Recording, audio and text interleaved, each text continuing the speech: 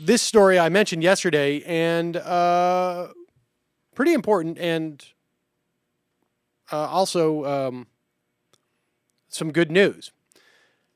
Yesterday, the Daily News reported that the New York Police Department's stop and frisk policy, or at least one element of it, has been ruled unconstitutional by a Manhattan federal court judge.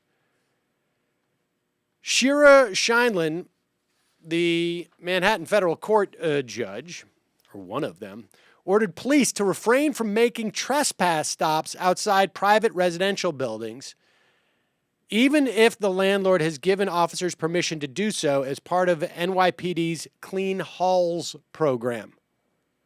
Now, again, a lot of this stuff we've got to see in light of the mounting evidence, and I think in some respects unequivocal evidence, that one of the major factors, if not the major factor, in the diminishing of crime in New York City, as well as around the country and in many respects the world, was a function of getting lead out of our atmosphere.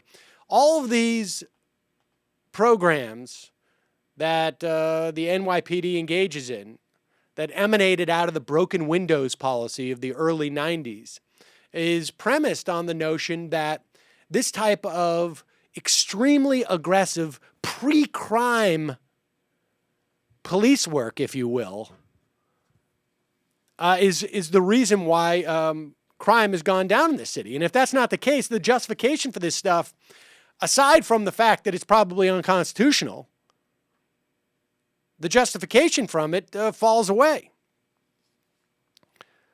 The judge wrote in an 157-page ruling, while it may be difficult to say when precisely to draw the line between constitutional and unconstitutional police encounters, such a line exists, and the NYPD has systemically crossed it when making trespass stops outside of buildings.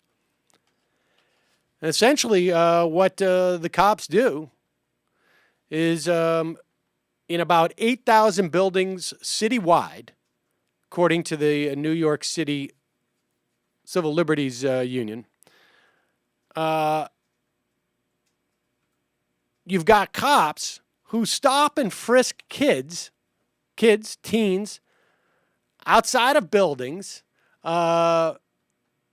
just to make sure that if they're going in or out, that they're up to no bad, I guess.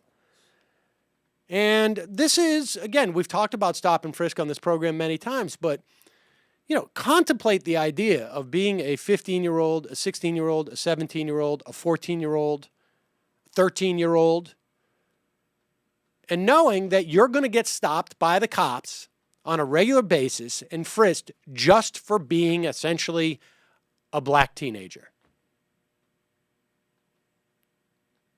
And it's not just sort of the, hey, Billy, how you doing? Would you mind going up against the wall there so I can just pat you down?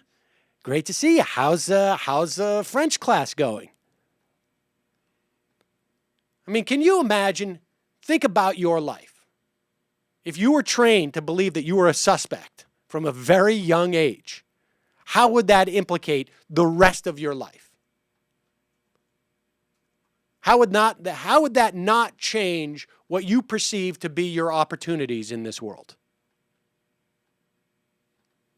So good for this judge, and I hope the whole policy basically gets thrown out the window.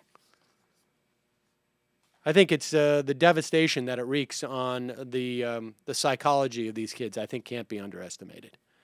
So good for this judge, and I hope we see more rulings like this.